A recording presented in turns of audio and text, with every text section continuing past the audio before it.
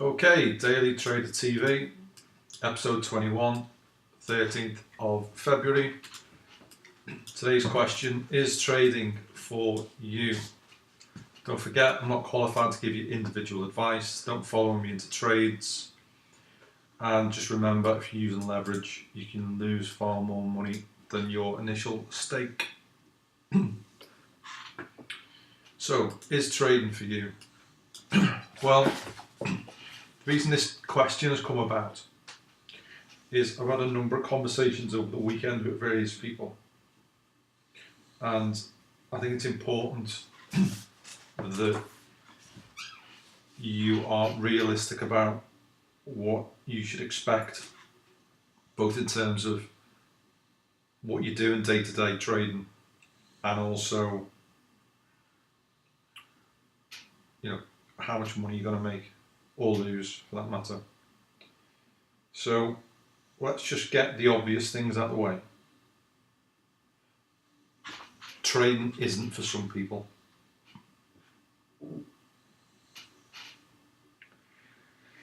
Because some people are addicted to gambling,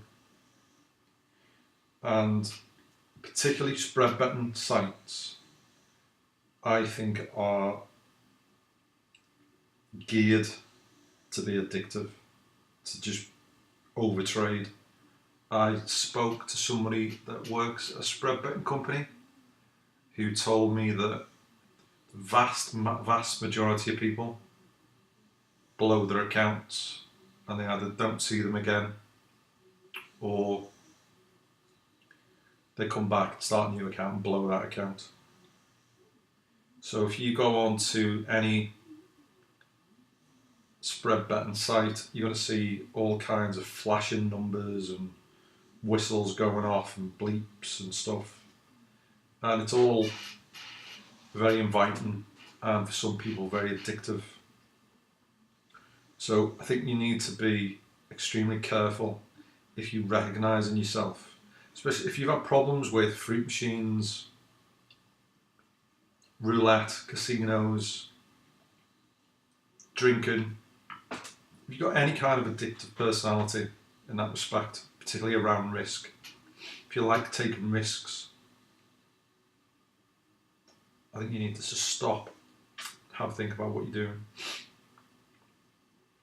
So if you're the kind of person that's had a problem in the past with casino sites, going down to bookies every day. I used to have a Greek mate who went down to bookies every day and spent 200-300 quid, which he didn't really have. I've got one very good friend who lost his house using these fixed odd bet terminal type things where you lose a couple hundred quid a minute. So it's very, very real, and you need to make sure that you steer away. So the next thing is, I suggest any money that you're going to use for trading, particularly initially, you need to ask yourself the question, can you afford to lose the lot? Because you may well lose it all learning to trade. So if you've got 10 grand and you're not prepared to lose 10 grand, this isn't for you. Go and do something else with it. So if you've got a problem with gambling, stay clear. If you've got some money and you're not prepared to lose it, stay clear.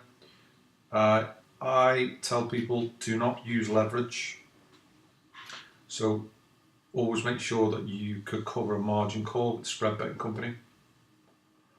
And what can you expect to make? I think once you understand what you're doing, somewhere between 10 and 20% average per year over the next decade or two. Some years you might not make any money. Last year was a very good year. You might have made 40-50% if you're fully invested. So I think it would balance out at somewhere around the 20% mark if you stuck to a system, you were pretty disciplined and you were learning each year. So you need to be thinking to yourself, if I've got 10k, am I prepared to lose it? and be realistic. So I went on Pinterest this morning, and you see all these adverts going round. Who wants to be a millionaire?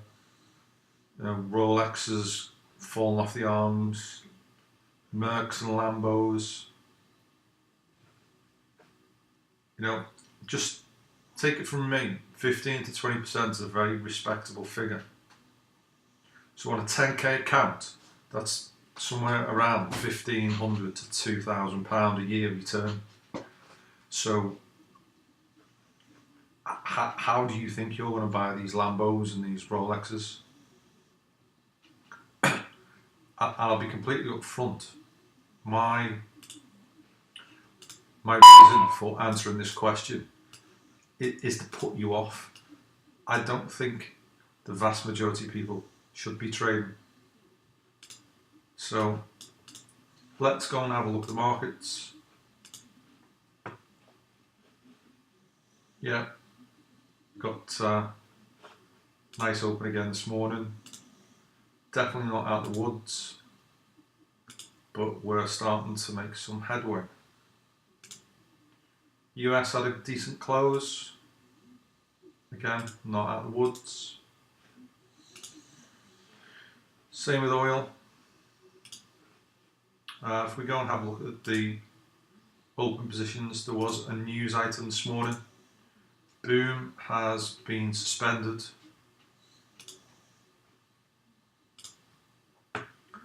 It's effectively doing a reverse takeover of a large US company. Well, large in comparison to Boom, of Triton Digital.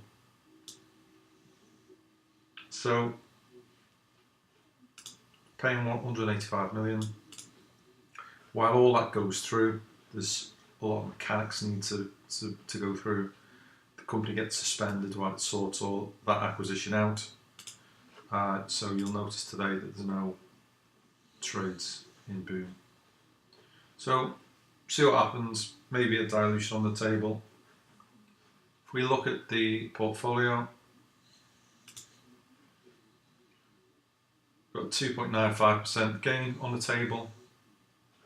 We're about 5% off all-time highs. 3 winners on the table, 2 losers. An average ARPA trade of 0.542 and a win ratio of 1.5. I've started to put some dividends in that we've received.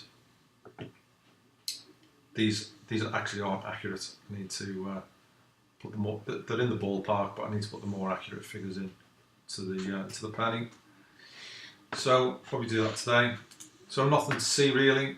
You can see how we haven't freaked out during the recent market sell-off.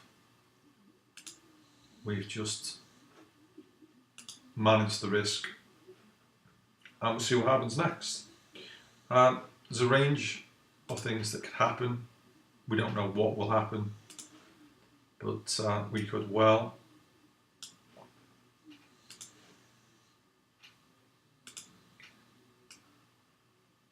put in a lower high and a lower low. Or alternatively, we could put in a higher high, or we could start just consolidating out and get some indecision before we decide what we're going to do next. It's anyone's guess, which is why we take one day at a time. And I'm going to cut the video there for today.